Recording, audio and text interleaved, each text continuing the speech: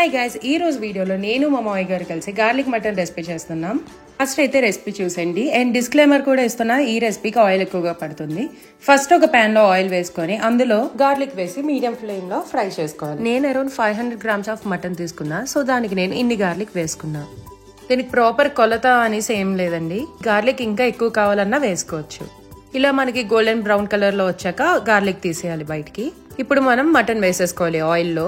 ఈ రెసిపీకి ఓన్లీ మనం boneless మటనే use చేయాలి. అలాగే చిన్న సైజ్ లో కట్ చేసుకోవాలి, అన్ని ఈక్వల్ గా సైజ్ లో కట్ చేసుకోవాలి. చూస్తున్నారుగా, ఇలా ఈ సైజ్ లో మొత్తం మటన్ అంతా మనం బోన్లెస్ వి కట్ చేసుకుని ఆయిల్ లో వేసేసుకుంటాం. ఇప్పుడు కొంచెం సాల్ట్ వేసుకొని వాటర్ ఇంకిపోయినంత వరకు మనం మటన్ కుక్ చేసుకోవాలి. ఇది యాక్చువల్లీ మా మామయ్య గారు వాళ్ళ మదర్ రెసిపీ అండి. ఆవిడ మామయ్య గారు వాళ్ళు చిన్నప్పుడు చేసేవారంట. సో ఇంకా తన దగ్గర మా అత్తయ్య గారు కూడా నేర్చుకున్నారు. మా అత్తయ్య కూడా చాలా బాగా చేస్తారు.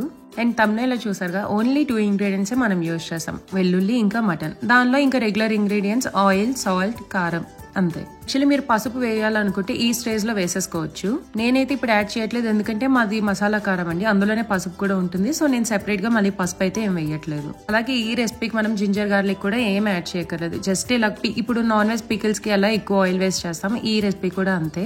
ఇది 10 days అలా బయట పెట్టినా పాడవదండి. అలాగే ఫ్రిడ్జ్ లో కూడా మనం స్టోర్ చేసుకోవచ్చు ఎన్ని డేస్ కావాలన్నా. సో ఇప్పుడు మీరు చూస్తున్నారుగా, వాటర్ అంతా ఇంకిపోయింది. సో ఇప్పుడు సరిపడగా సాల్ట్ వేసుకొని, అండ్ ఆల్రెడీ మనం ఫ్రై చేసి పెట్టుకున్నాం కదా గార్లిక్, ఇలా క్రిస్పీగా అవ్వాలండి. లో ఫ్లేమ్ లో అలా మనం గార్లిక్ ఫ్రై చేసుకుంటే ఇలా మంచిగా క్రిస్పీగా అవుతుంది. సో ఇప్పుడు మనం ఈ క్రిస్పీగా అయిన గార్లిక్ ని మటన్ లో వేసేసుకోవాలి. మటన్ మనకి 70 to 80% కుక్ అయ్యాక ఈ గార్లిక్ వేసి మళ్ళీ బాగా మిక్స్ చేసుకోవాలి ఆయిల్ లో. ఎప్పుడు ఊరు వెళ్ళినా రిటర్న్ బెంగళూరు వస్తున్నప్పుడు మా అత్తయ్య మాకు ఇది ప్యాక్ చేసి ఇస్తారు. ఎన్ని డేస్ అయినా స్టోర్ చేసుకోవచ్చు కదా, పాడవదు అనేసి. ఇది యాక్చువల్లీ బ్యాచులర్స్ కూడా చాలా మంచి రెసిపీ. అండ్ మీరే చూస్తున్నారుగా, చాలా సింపుల్ గా చేసేసుకోవచ్చు.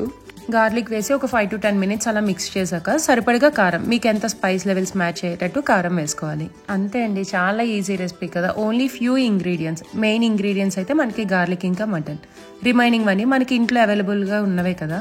గార్లిక్ రెడీగా పీల్ చేసి పెట్టుకుంటే చాలా ఈజీగా అయిపోతుంది ఈ రెసిపీ. మీరు ఇది పక్కాగా ట్రై చేసి ఎలా టర్న్ అవుట్ అయిందో నాకు కామెంట్ చేసి చెప్పండి. వీడియో నచ్చితే లైక్ చేసి ఛానల్ ని సబ్స్క్రైబ్ చేయండి. Bye guys, thanks for watching.